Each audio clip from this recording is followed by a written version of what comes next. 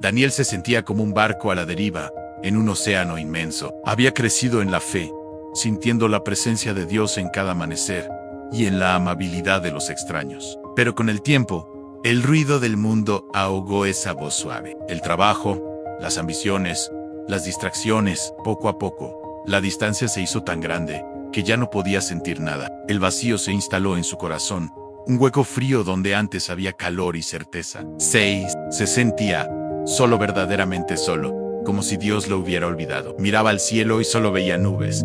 Escuchaba en el silencio y solo oía el eco de su propia soledad. Una noche, la presión se volvió insoportable. Sentado en el borde de su cama, con la cabeza entre las manos, el peso del mundo cayó sobre él. Todo parecía sin sentido, una carrera sin meta. En ese momento de absoluta desesperación, las palabras brotaron de sus labios casi sin pensarlo. Un susurro roto en la oscuridad de su habitación. Dios, si todavía estás ahí, si puedes oírme, necesito ayuda. Ya no puedo hacer esto solo. Me siento perdido, por favor. Muéstrame el camino de regreso a ti.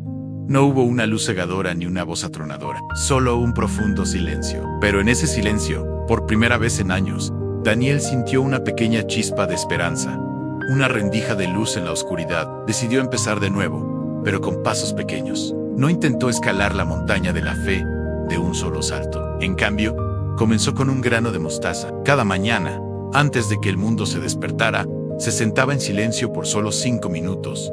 A veces, todo lo que podía decir era gracias. Gracias por un nuevo día, por el aire en sus pulmones, por la oportunidad de intentarlo de nuevo. Abrió su vieja Biblia, cubierta de polvo, y no buscó grandes revelaciones. Simplemente leía un versículo, un solo versículo al día. El Señor es mi pastor, nada me falta. Palabras que había oído 1000 veces, pero que ahora, en su inquietud, comenzaban a resonar de una manera nueva. Poco a poco, esos pequeños actos de devoción comenzaron a tejerse en el tapiz de su vida. La oración de 5 minutos se convirtió en 10.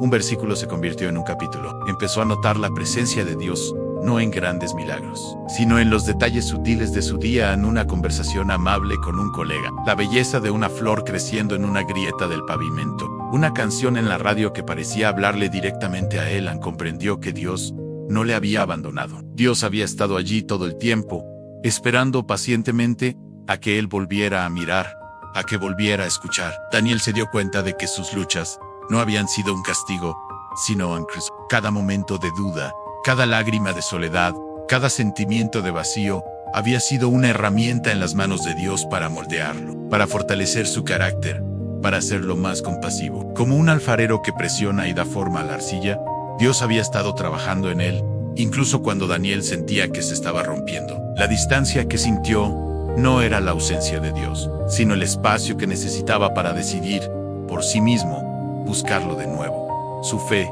ya no era heredada, era una fe ganada, probada, en el fuego de la vida. Años después, Daniel ya no era el mismo hombre. El vacío en su corazón había sido llenado, no con las cosas del mundo, sino con una paz profunda y duradera. Ahora, cuando veía a alguien con la misma mirada perdida que él tuvo una vez, no ofrecía respuestas fáciles ni sermones. Simplemente se sentaba con ellos y compartía su propia historia. Les hablaba de un Dios que no se aleja, que espera pacientemente en el silencio y que puede usar nuestras mayores luchas para acercarnos más a él. En su testimonio se convirtió en un faro para otros barcos a la deriva, recordándoles que incluso en la noche más oscura, la luz de Dios nunca se extingue por completo. Siempre está ahí, esperando a que la busquemos.